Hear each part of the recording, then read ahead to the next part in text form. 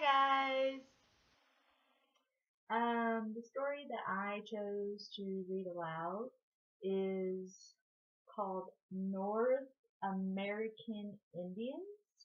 Um, it's actually a book that my son had for quite a while. Actually, I think it was handed down to us. I chose this book out of a couple of diversity books that he had because it talks about the American Indians and how they lived and like what they went through and things like that. And I just thought it was a very educational book about North American Indians, which I think is important for us to learn about because, well, they are living in their country. This was their land way before any of us ever arrived. They just happened to take it from them. So I think it's just great to learn and keep on learning and know more about the American Indian culture because, like I said, they were the very first ones here and they gave us this country. And anyways, for a grade level that I would read this to, I probably wouldn't read it to a lower level because it does have a lot of big passages to it. I probably would choose like maybe 5th, 6th grade level to read this to since it is bigger passages and stuff. Alright, so North American Indian by Marie and Douglas Russell.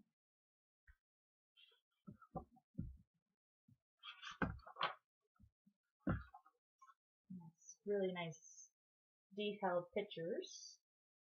See that? Very nice.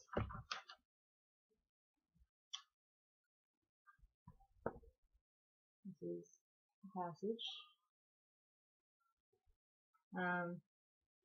The Indians were the first people to come to America. They came from Asia thousands of years ago, probably hunting for food. By the time Columbus landed in the New World in 1492, millions of Indians lived in many different places and spoke many languages. Columbus thought he had come to India, so he called the people he met here Indians. But each Indian tribe had a name in its own language. When the Europeans began to settle North America, their ships landed in the east. Slowly the settlers moved westward, looking for more land. They met Indian tribes wherever they went. Sometimes they were all friendly, and they taught each other many things.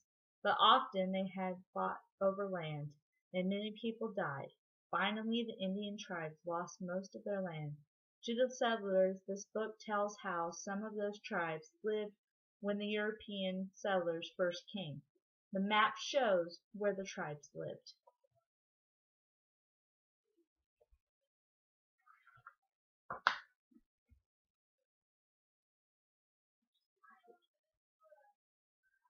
The first settlers met Algonquin tribes who hunted and fished along the Atlantic coast. The men built dome-shaped wigwams of poles, which the women covered with bark or mats, leaving a hole to let out smoke. From the clam shells, the Indians made beads called wampum, which they sewed into belts and deerskin clothing. Wampum was sometimes used for money. The Wampanoag Indians taught the settlers how to grow corn and squash. The name Seminole means runaway. The Seminole Indians run away from their farmlands in Georgia. When the settlers came, they moved into the Florida swamps, where they hunted and fished. Because the weather was warm, the Seminoles built houses without walls, called chickees. In marshy places, they built their houses on high stilts. Oskalooa was a Seminole chief who would not give up his land to the European settlers.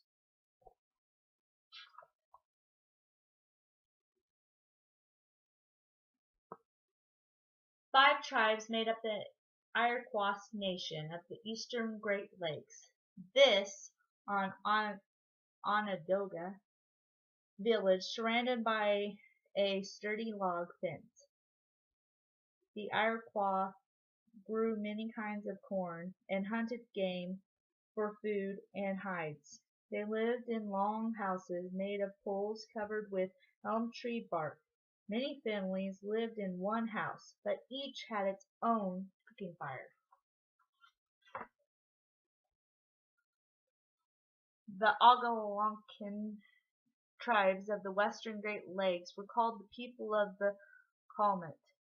A calmet is a peace pipe which many Indians smoked when they greeted each other here.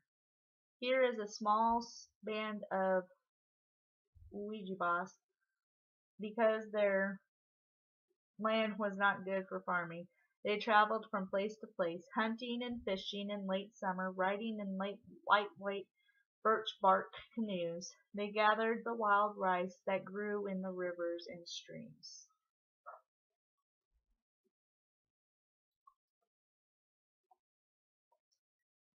The Great Plains of North America lie between the Mississippi and the Rocky Mountains. The Plains Indians lived by hunting buffalo. Tribesmen hunted on foot. In winter, men wearing snowshoes chased the buffalo into deep snow, where they were easily captured. The Indians made warm robes out of the buffalo's thick winter fur. The Indians of the northern plains built sleds and toboggans, which they used for work and play. Dogs pulled heavily loaded sleds, and dog sleds were used in the buffalo hunts. The Cheyenne tribe came to the plains to hunt for the buffalo. When the hunt was over, they enjoyed sports. Their sleds had runners made of buffalo ribs, which slid easily over ice and snow.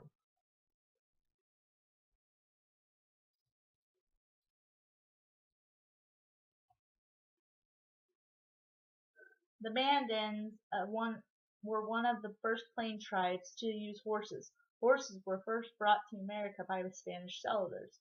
The Mandans lived in earth lodges made of log posts thickly covered with hard-packed grass and dirt. An earth lodge was so strong that people could sit on the roof. One lodge could shelter 40 people, and some men kept their favorite horses inside too. Mandan men hunted buffalo. The women grew corn and the beans. The Mandans built boats and of buffalo hide stretched over a light wood frame.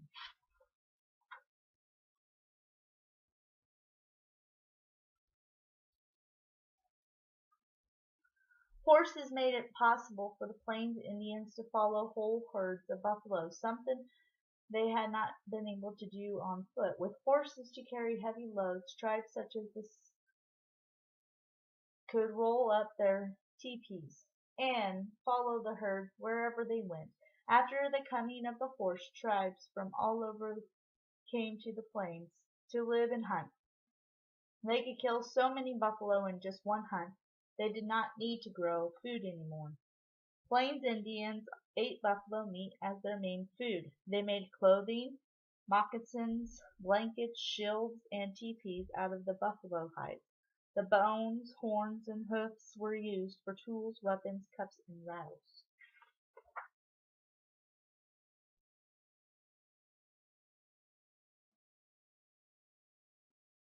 The Blackfeet were skilled buffalo hunters. The paintings on their teepees usually told the story of a man's bravery in a hunt. Indian children did not go to school. When they were small, they rode horses with their parents. Boys played at hunting with small bows and arrows. Girls helped with cooking and curing buffalo hides.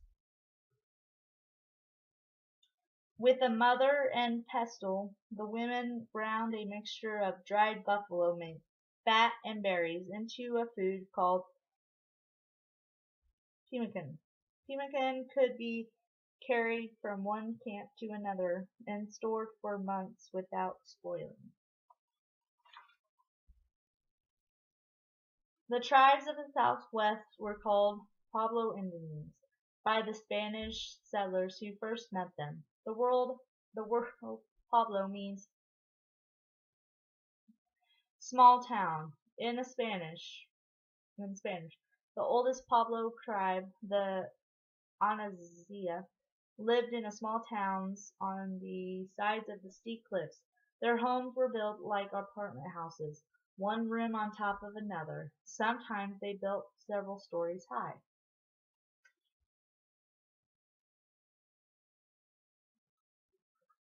The homes had no doors or windows. Instead, they climbed ladders to the roofs and entered their homes through a hole there.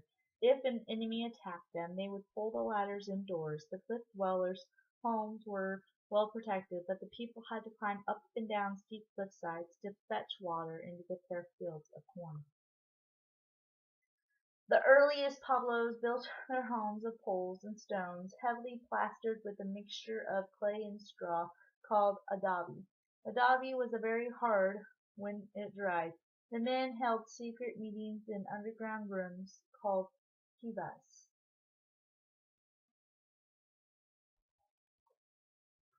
Many Pueblos continued to live on the cliff dwellers for the thousands of years.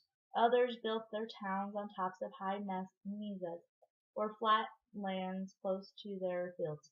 Farming is not easy in such a dry country, but the Hopi Indians grew corn and cotton. They wove the cotton into cloth. Hopi women made beautiful pottery and baskets.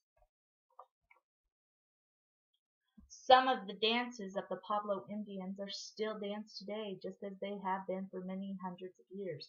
The dancers usually form in their circle in a plaza.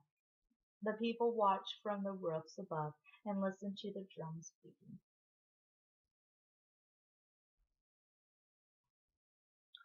The Pueblos dance to make the rain fall, to make the corn grow plentiful, to thank the spirits for the good crops, and to cure sickness. All of the men's songs and steps are carefully taught to the boys when they are old enough to join the secret meetings in the kivas. Two warlike tribes from the north drifted into the areas of southwest and began to raid the peaceful Pueblos. The Apaches were usually looking for food. They also took horses from the Spanish settlers. Apache women built brush hunts and gathered wild nuts and seeds. The Navajo tribe did not continue raiding. They settled down to grow crops and raise sheep. From wool they made beautiful blankets from which are still famous today. A Navajo house is called a hogan. It is made of several poles covered in a thick layer of hard-packed brush and earth.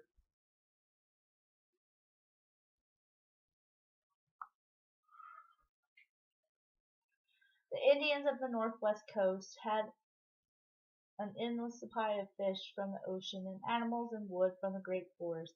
They built large plank houses without using nails. Some of these are standing today. From huge logs they carved totem poles, which told the history of a family. This Kitawat village is holding a feast called a potlatch. During such a feast, a chief would give away food, carved wooden boxes and woven blankets to show his guests from another village how rich and powerful he was.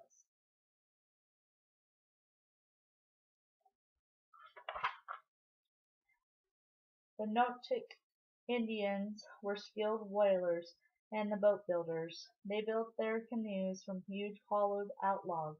A whale could easily overturn one of these boats, but when a chief's harpoon struck a whale, the men quickly rowed away, dragging the huge animal along until it was too tired to fight. Each year the rivers and streams of the northwest coast fill up with salmon. The Salish fishermen had a special place of their own, from which he caught salmon with a net. During the salmon fishing season, a man could catch enough fish to feed his family for a whole year.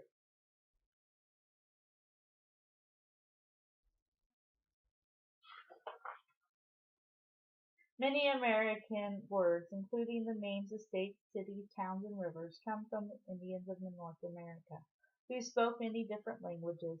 When one tribe met another on the plains, they often did not speak each other's language. They made up a way of talking with their hands, called sign language, which all of the Plains Indians understood. They could also send messages across a great distance using smoke signals.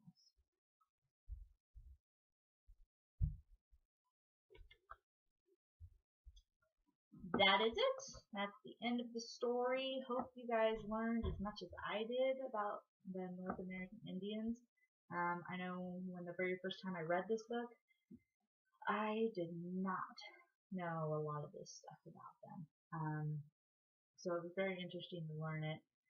Hopefully you guys were able to learn as much as I did. I also loved how this book was very detailed. Even the drawings were very detailed. Hope you all enjoyed, and I'll see you later.